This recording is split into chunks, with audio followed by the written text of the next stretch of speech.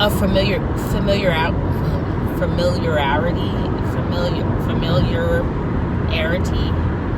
I'm pretty sure I'm saying that wrong. Familiarity. Somebody's gonna like see this and be like, what the hell is wrong with her? Like, she can't even like figure out how to say familiar. I was talking to a family member today, and she was saying that New York probably pays better for my job than it does here in Washington. I've thought about moving back to New York.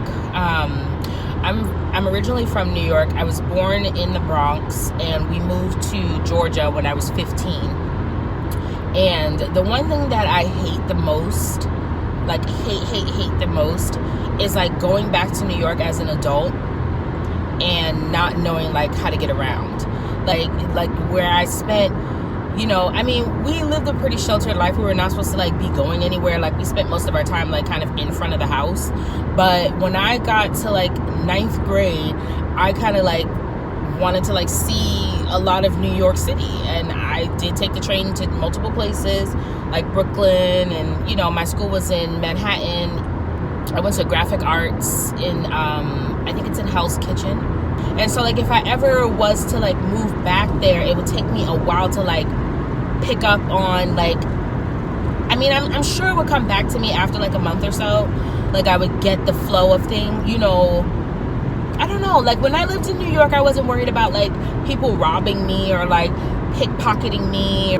I don't know, I feel like your brain can only like pay attention to like one place where you live at a time. It's like you can't live here full time, learn all the routes and learn where to go, and then try to go back home and still remember every single thing about home. Like, it's just, I mean, at least that's just how my brain works. I don't know if that's how everybody else's brain works, but there's nothing really keeping me here. Like, I just, you know, yes, I got my business license just now, but I can operate my business out of any state. The only reason why I think I would stay here is because of familiarity. I'm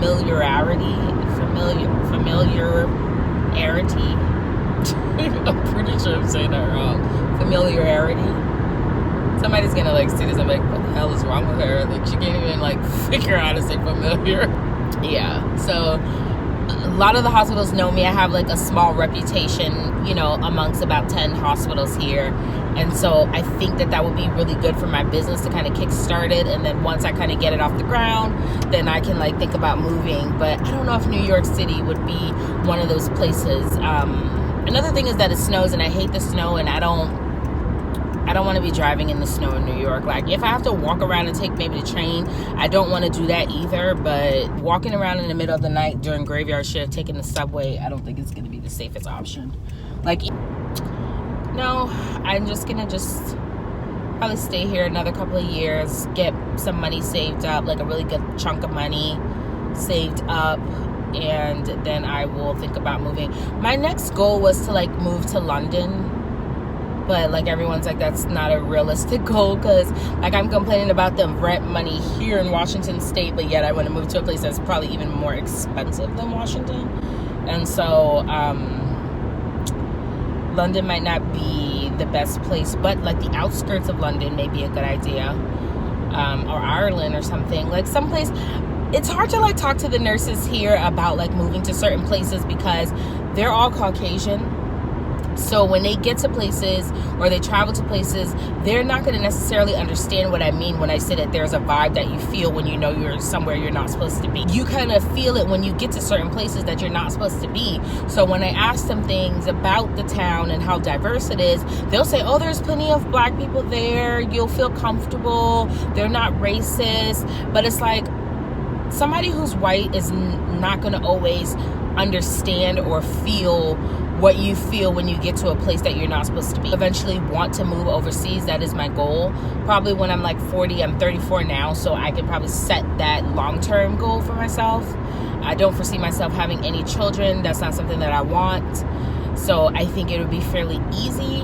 The only thing is, if I do get married, again, the person that I'm with would have to like want to live overseas, I guess. So, you know, maybe he's been before, and that'll be even better because I have a built-in travel guide.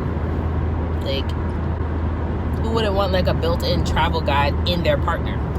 Like, if your partner knows, I don't know. The fact that I've just been talking for 12 minutes and I haven't taken a sip of my coffee. I was thinking of another video I was watching where someone commented, the girl was like holding a cup of coffee for the whole video, and she didn't take a sip not one time. And even if she edited the sips, her coffee was still just as full at the end as it was in the beginning. And so someone asked her, like, are you holding that coffee for aesthetics?